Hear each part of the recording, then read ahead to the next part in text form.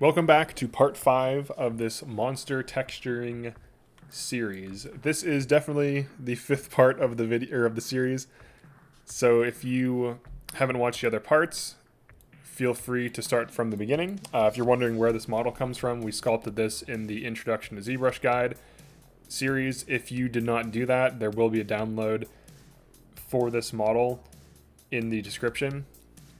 So you can download this and start from the beginning. But in this video, what we're going to be doing is adding another layer of shadows. So we have our base shadows and our midtones and then our highlights. So what I would like to do is add a new fill layer on top of the shadows and underneath the midtones. And this will be called shadows color. So this is just going to be similar to the shadows. Actually, what we'll do this. We'll delete that. We will Control-C, Control-V, copy and paste to duplicate shadows inside. We'll rename this to shadows color. And then we will clear the mask.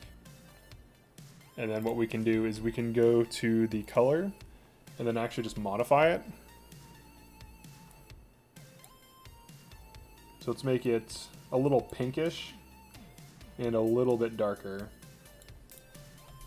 And then, all right, we can start painting with this. And then another thing we can do is we can take the height and put it to -0.2 and then remove the roughness because we don't want to change the roughness anymore. All right, so let's see. First of all, we have to make sure it's darker. So let's go from material mode to base color. Okay, it seems to be slightly brighter, so we'll darken it a little bit more. There we go, that's definitely going to be darker.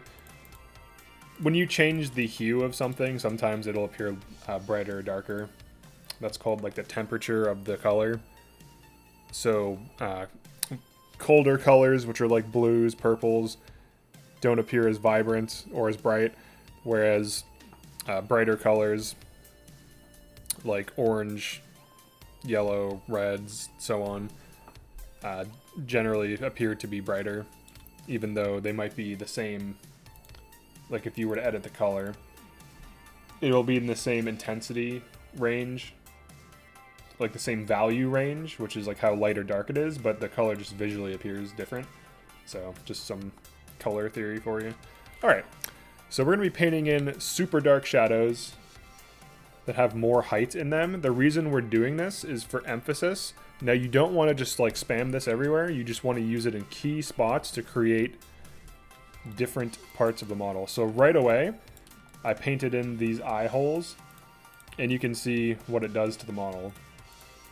It makes them appear to be darker and deeper because we're decreasing the height and we're darkening them at the same time. And the nice thing about doing stuff like this is you can create little points of emphasis like that, for example, or like a little crevice that wasn't there before. One thing I want to be careful of is blending these in well. So let's just kind of get some new little details in here. I think I'll actually reduce the flow to like 7. So I can kind of almost sculpt in little detailed sections here. So like if I want to add little emphasis points or things like pinch in or something like that, I can do that. I can also paint in the nostrils a little bit better as well. So that if you see the nostrils, they appear to be darker. We'll just hit up the septum a little bit. Maybe like underneath the nose somewhat. And now what we can do is add a little bit more detail and depth to little parts like that.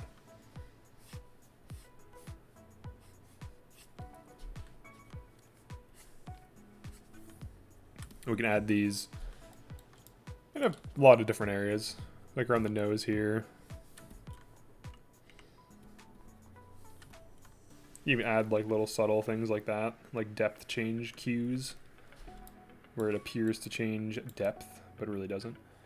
Definitely want to get the inside of the mouth.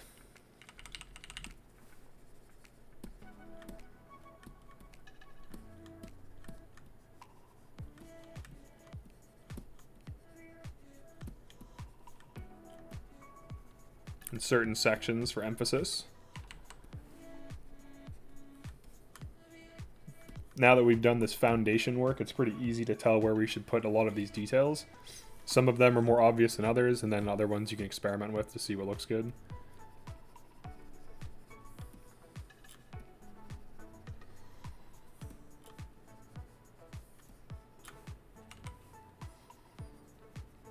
So we'll just get the mouth a little bit, because it's kind of too bright right now, I think.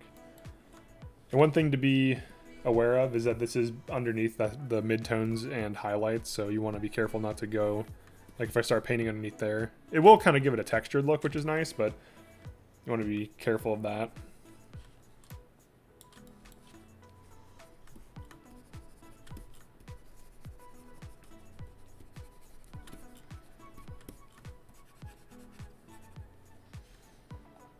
I do want to add some visual interest to some of these parts, like right here. Just because it's too like flat. Alright, so let's see how this is turning out so far.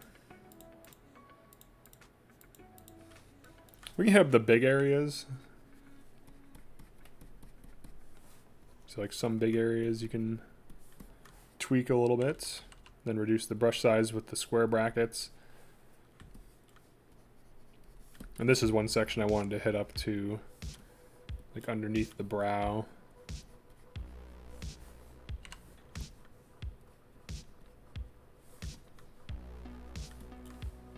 And like where the nose begins. And these internal, some of these internal parts here. Like these creases and like the eye sockets we sculpted in ZBrush earlier.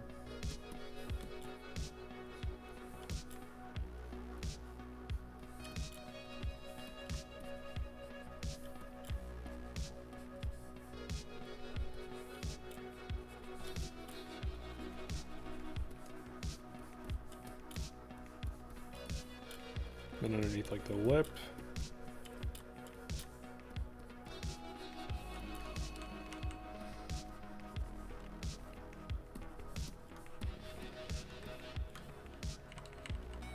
We can get this eye now.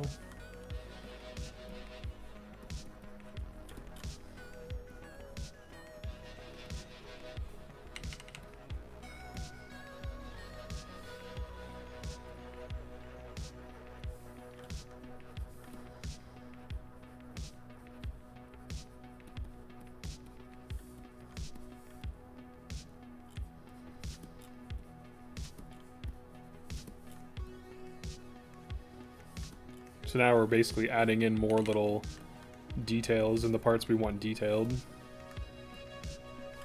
And we have control over what those look like.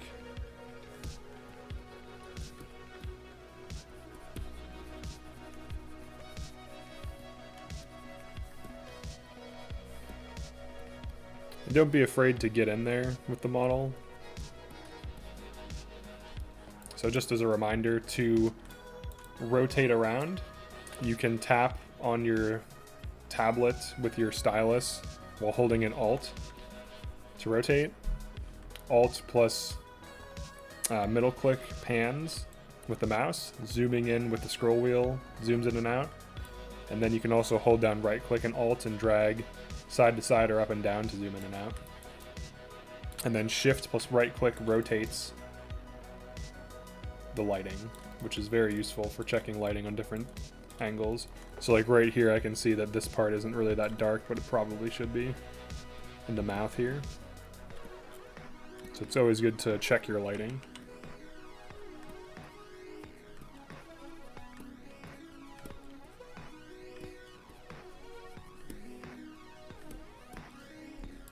And rotate the light again so we can see the inside part of this is also not that dark, which it probably should be because it's like the roof of the mouth.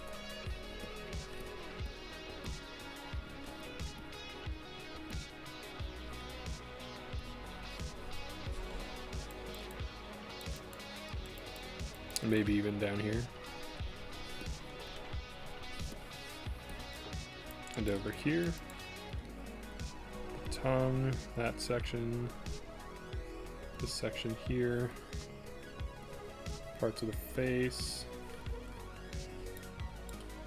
Alright, so let's just focus on the face for now. Let's look at what we have. Alright, so here is before and after. So I'm just looking for areas where I might want to add or remove these shadows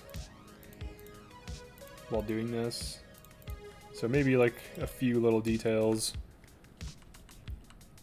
around some of these parts.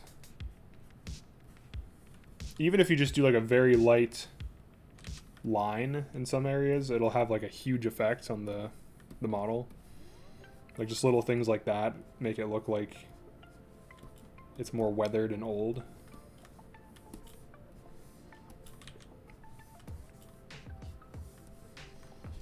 You can do it for emphasis as well.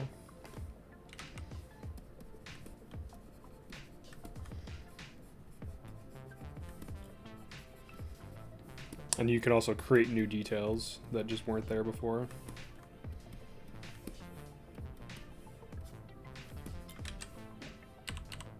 So the square brackets increase and decrease your brush size.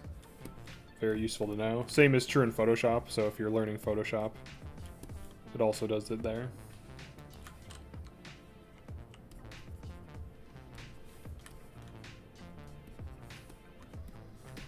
Alright, then we're just gonna start hitting up some of these little areas here with some details.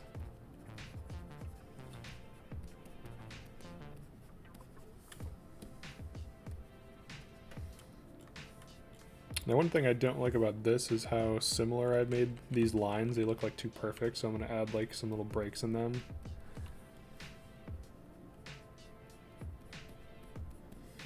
The other thing too is because we're using low opacity, if you paint over something, you'll actually increase its depth because essentially you're just painting more onto the mask, which is revealing more underneath.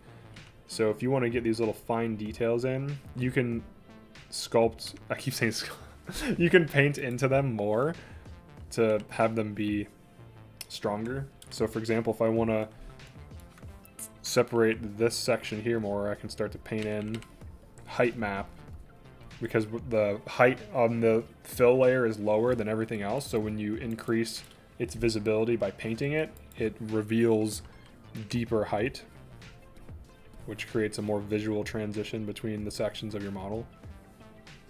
One thing I should probably do here is start to get some of these ridges broken apart.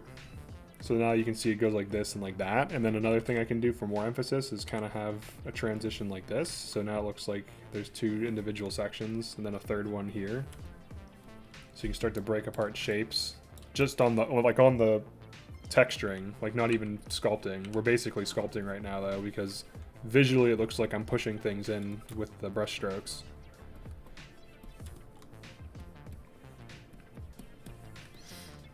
But that's just the magic of the height map doing what it's supposed to be.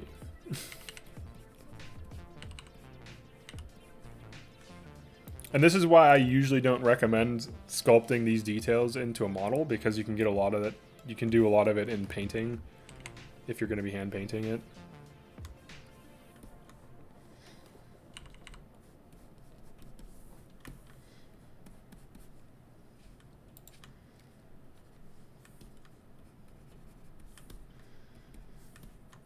And you can break up, the thing that's nice about this is you can break up all these like shapes. So if something looks too visually similar to other things, you can start to break apart the shape visually. So if you have like sections of the model that were symmetrical, you can basically paint them asymmetrically, which is nice. So that way you don't have to always sculpt asymmetrically, but you can still have details that are asymmetrical. Symmetry, like when things look too perfect, it tends to be less believable.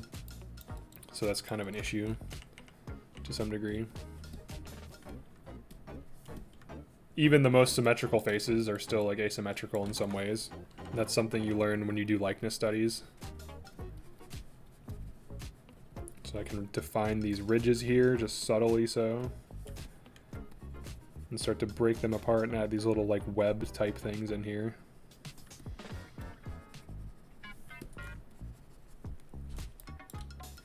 So that when light hits the model, especially dynamic light, like from a light source that's like moving or not static, oops, you will see these little details show through.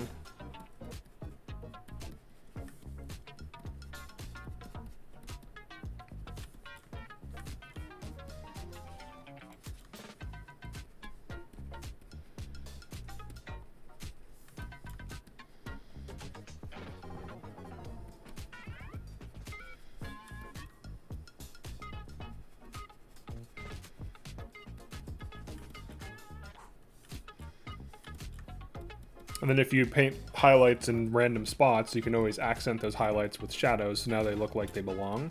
Whereas otherwise, if they're just kind of isolated and floating, they might look strange. That can be fixed with a layer like this.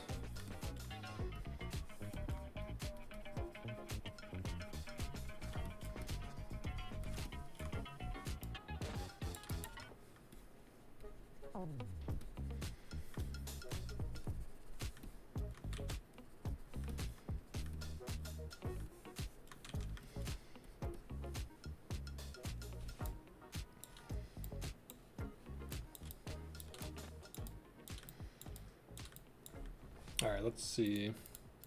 We didn't really get the back yet, so let's just kind of go through that.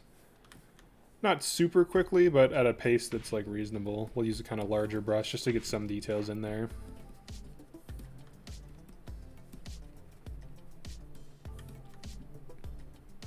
Because the back probably won't be seen as much, but it still needs to look good. I would say that's a general rule. Because it's a 3D object, so if it's going to be placed in like a game or something, and the player walks around the object, they will look at the back. So you don't have to spend as much time there, but you definitely need to spend enough time that it still looks consistent. So make sure you don't like skimp out on painting the back. It's very important to not do that. Now, unless the model, you'll never see the back for whatever reason. Like, let's say there's some game where you physically cannot walk behind something and it's on like a shelf that you can't see behind, then maybe you're okay to do that. You still should probably at least do some. But I would recommend against skimping out on detailing if you're hand painting a model, because there's faster ways to do something like this. Like, you don't have to hand paint things, you can use materials. But hand painting is nice because even when you use materials, you will often find that the material gets you to like 80% of where you want to be.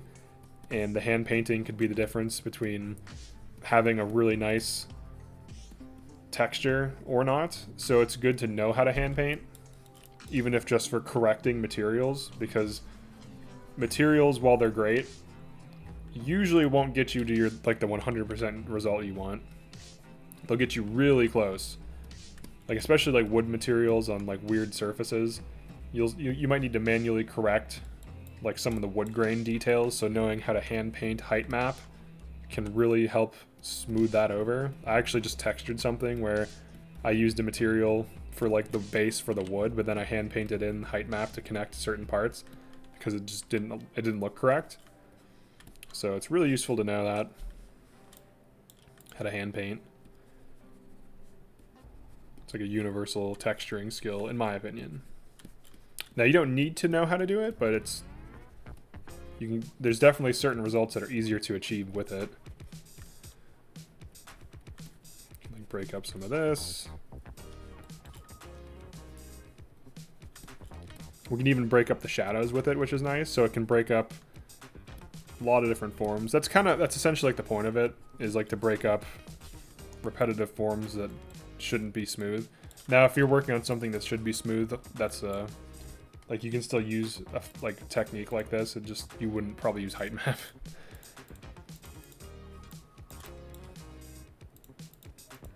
All right, so we can get some over here.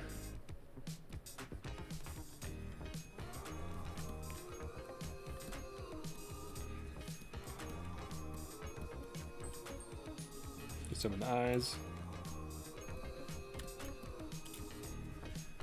Some new ridges if we want.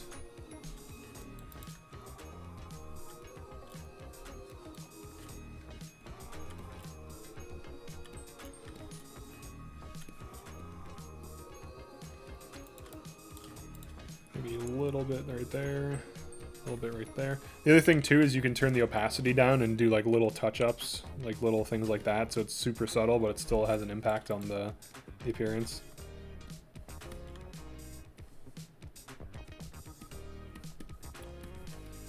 So I'm just kind of making light taps on certain parts.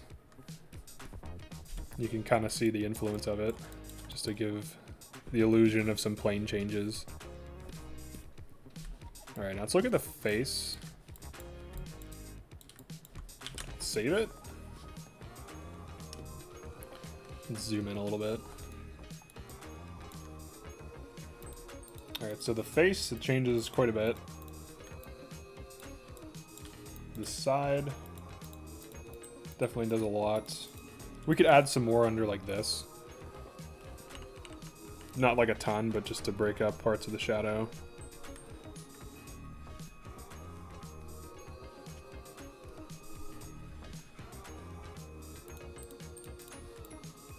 Then the back.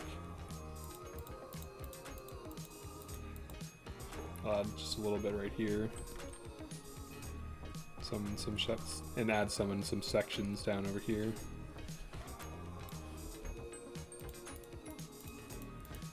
Then the other side.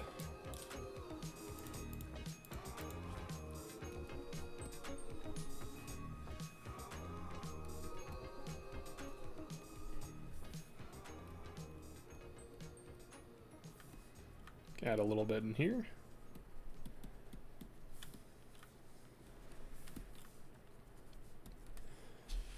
All right, I think that looks good overall. Certain parts of the highlight.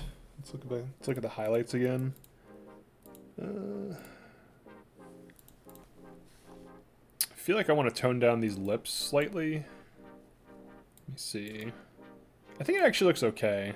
It looks fine. It doesn't look horrible. But all right, so here's what the result is. So we started off with that, and we increased the shadows and the depth in some sections to get this kind of result. So now it looks a little bit more detailed, a little bit more grotesque. I think we're almost done with this. I do want to add some micro surface to it, and I might paint that in with height map in the next video. But we can always come back to that later for like finishing touches and start working on the shell, because we've just left the shell untouched essentially. So what we'll do is we will be done with the inside for now, and depending on what direction I want to take with it for the end, like to conclude this series, we'll do finishing touches. But I think that's good for now, and then we'll start working on the eggshell in the next video.